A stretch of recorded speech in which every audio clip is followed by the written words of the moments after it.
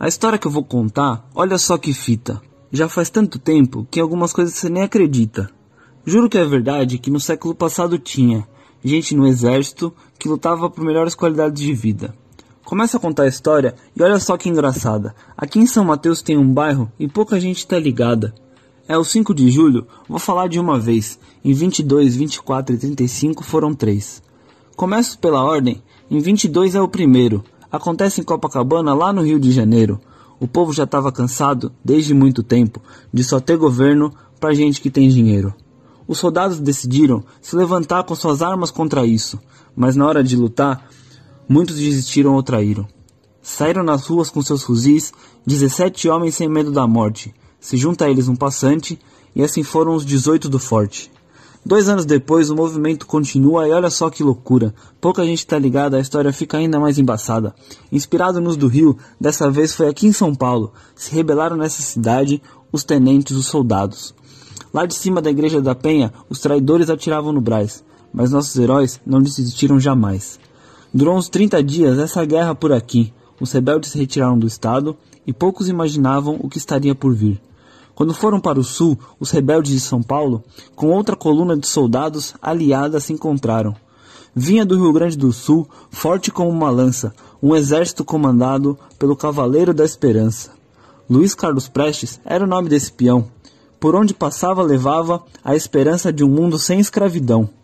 E assim partiram juntas as tropas Brasil afora. A coluna Prestes foi a maior marcha da história. Por 3 anos não teve nenhuma derrota.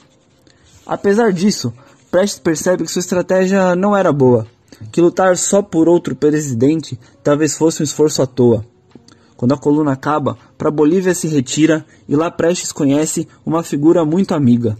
Lá mostram para ele o comunismo e ele entende a verdade. Da Rússia, mandaram-lhe contar que os soldados são importantes, mas o povo é a chave. E é assim que acontece. Vocês acharam que eu tinha esquecido. Mais um 5 de julho, o de 1935. O maior movimento popular da nossa história, o levante comunista e antifascista que devia estar na nossa memória. O que acontece depois disso fica para outra poesia. Mas não se esqueça que até hoje, muitas pessoas constroem o 5 de julho todos os dias, para a gente realizar aquele sonho que vem desde Palmares. Um Brasil sem patrões, de novas cores e novos ares. Imagina que bonita, e é nisso que a gente acredita, a bandeira do Brasil com a estrela comunista.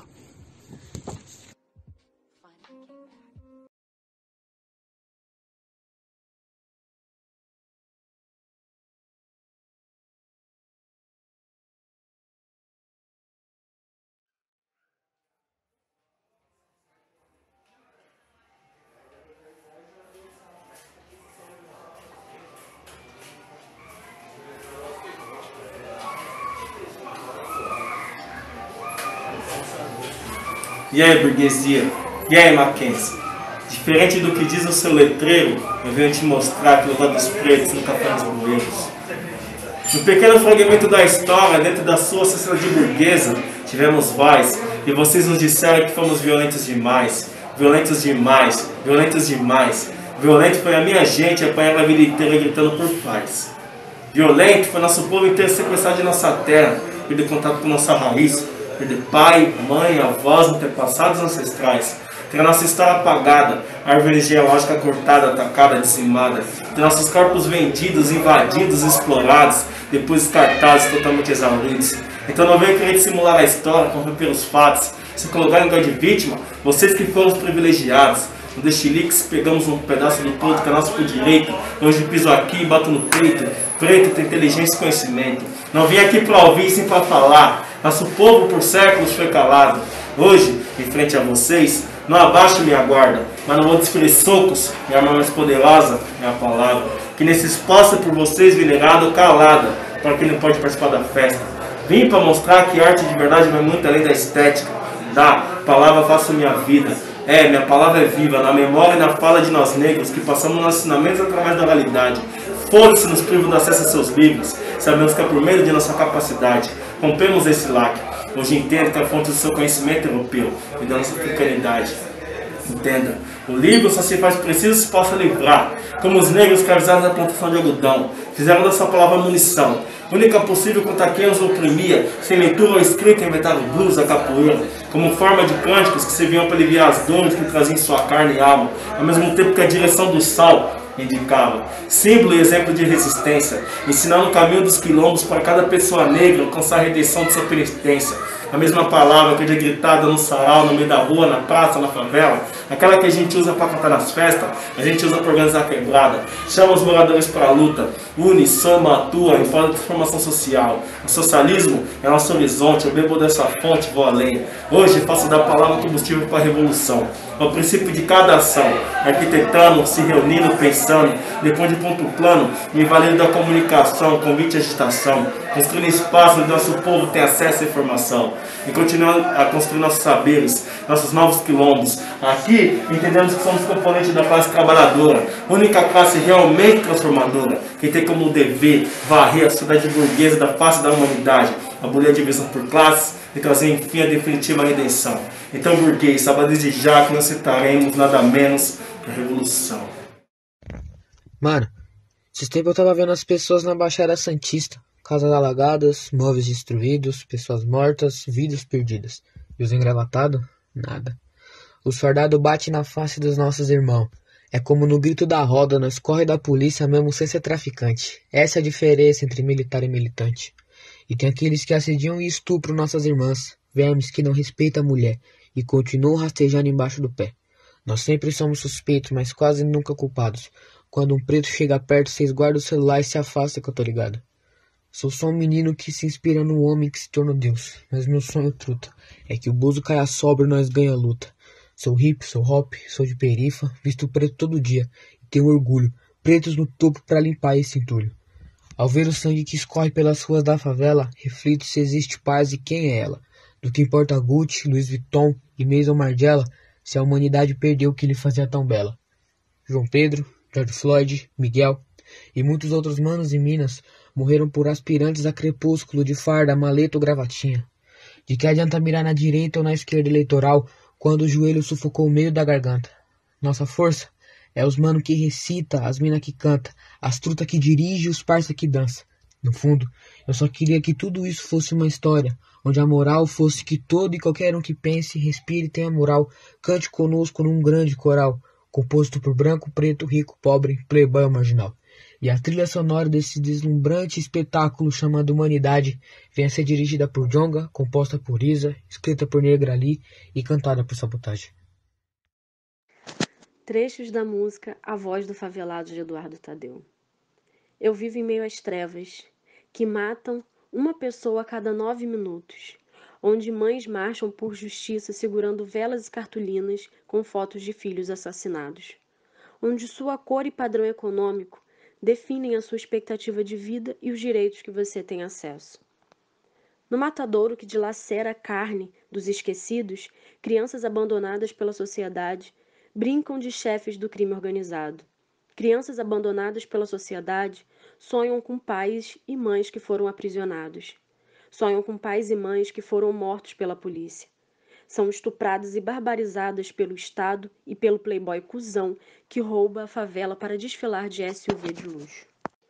Ainda na infância, os carrinhos e bonecas são trocados por revólveres com numeração raspada. Ainda na infância, a proteção do ECA vira cinzas em milhares de cracolândias articuladas pelos governos municipais, estaduais e federal. Enquanto os deuses da carnificina saboreiam as vitórias de seus cavalos em corridas no jockey. O martelo seletivo do judiciário não dá chance para os que nunca tiveram chance de progredir socialmente, profissionalmente e intelectualmente. Bilhões de reais são gastos em políticas de massacre. O dinheiro que financia o Brasil em paz é investido no sistema prisional desumano, nas medidas socioeducativas inúteis e no aparelhamento de esquadrões da morte legalizados. A meta não é formar cidadãos, apenas subalternos detentos e defuntos.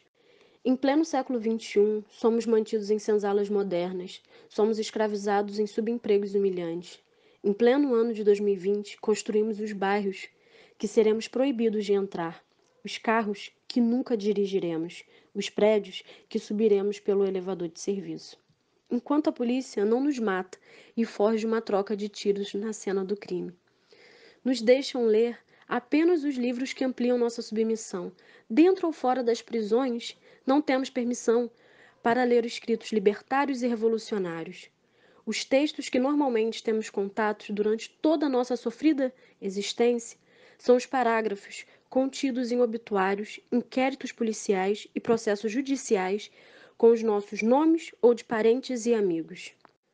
As ruínas abaixo da linha da indigência me ensinaram que pessoas comuns cometem crimes por necessidade ou indução.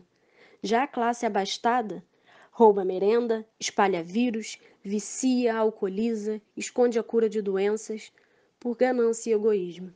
Aprendi que nas grades insalubres do sistema penitenciário estão as vítimas e que nos endereços mais valorizados e vigiados do país moram os tiranos da nação.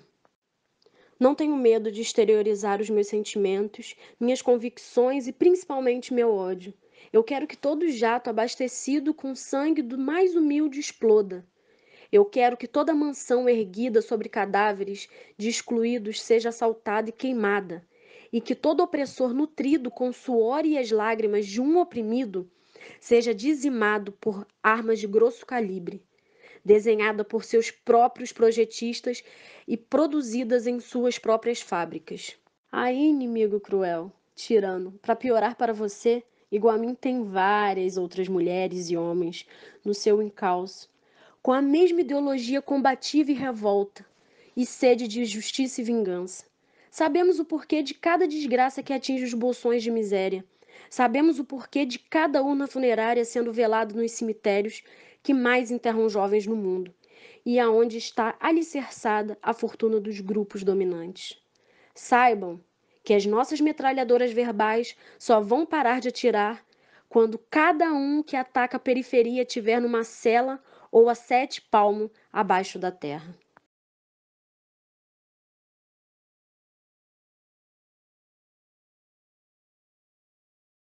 Essa noite eu estava a rezar e me perguntei por que minhas preces não queriam me salvar.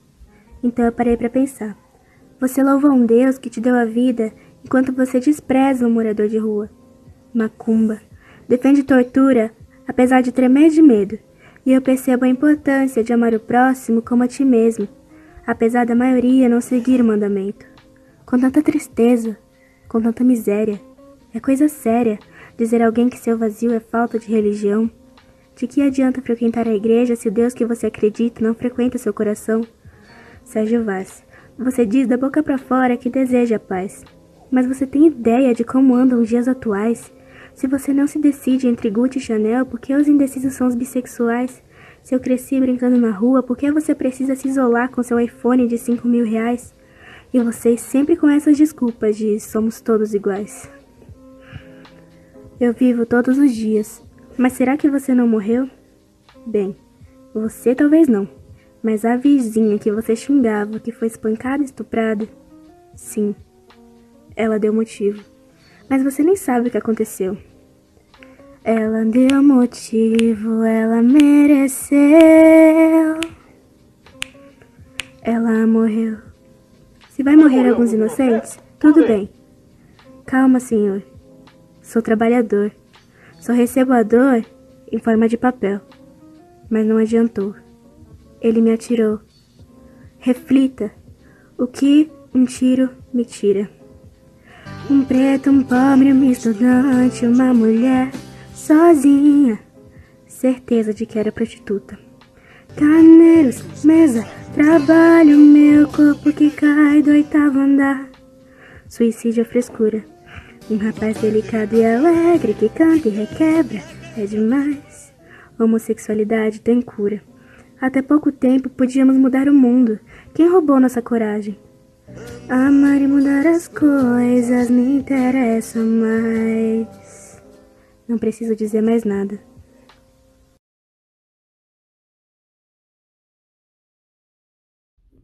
Um poema de Michel Mendes Damasceno.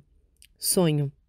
Ele é um poema em homenagem ao Major Joaquim Cerveira, preso na Argentina, torturado e morto pela ditadura civil-militar do Brasil, e a todos e todas os heróis e heroínas da América Latina, Muitas vezes anônimos, muitas vezes somente uma pessoa comum, assim como eu e você.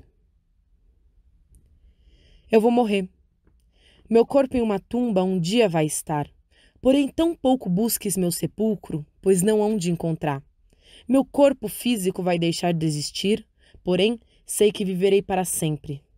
Eu vou nascer, viverei novamente um dia, em um lugar que será melhor, onde não se caia tanto ódio sobre os já pesados ombros humanos. Viverei porque meu sonho viverá neste lugar, meu ardente sonho que segue este caminho longínquo. E no coração destes novos homens arderá minha emoção, e seus pensamentos serão meus pensamentos, seus caminhos serão meus caminhos, e seus amores, os meus amores, seus olhos serão meus olhos, suas cóleras serão minhas cóleras, e em seu peito baterá um coração, no mesmo ritmo que bateu o meu, porque seu coração será meu coração. E assim eu nascerei de novo, neste lugar que será melhor, onde viverá um povo novo, um povo que seus corações batam todos no mesmo ritmo, punhos cerrados aos céus, e seu grito de uma só voz de bilhões será. Por isso, a este lugar eu entrego meu corpo, minha mente, meu grito e minha mão. E assim nascerei no menino que libertei. Havana, Cuba, Michel Mendes Damasceno.